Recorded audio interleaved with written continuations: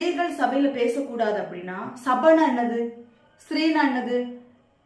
இதற்குரிய விளக்கத்தை நான் கண்டிப்பாக இனி வருகிற நாட்கள்ல ஸ்திரீ சபை இந்த இரண்டையும் குறித்து நான் உங்களுக்கு விளக்கி கொடுப்பேன். ஸ்திரீங்கிறது யாரு, சபைங்கிறது யாரு? ஆவியானவர் இப்பொழுது இந்த வார்த்தை எனக்கு உணர்த்தினபடினா இதை உங்களுக்கு சொல்லுகிறேன்.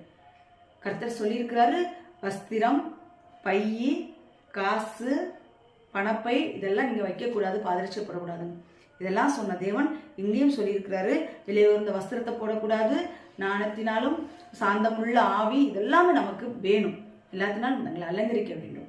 சபைக்கும் ஸ்திரீக்கும் என்ன ஒற்றுமை, சபைக்கும் ஸ்திரீக்கும் உள்ள வேறுபாடுகள் என்னங்கிறது கண்டிப்பாக தேவன் உங்களுக்கு அந்த வார்த்தையை கொடுக்க வைப்பார். அநேக பெண்கள் மறைந்திருக்கிறீர்கள். உண்மையாய் ஊழியம் செய்கிற ஊழியக்காரிகளே எழும்பி வாருங்கள், கர்த்தருக்காய் எழும்பி பிரகாசிக்க வாருங்கள். உங்களை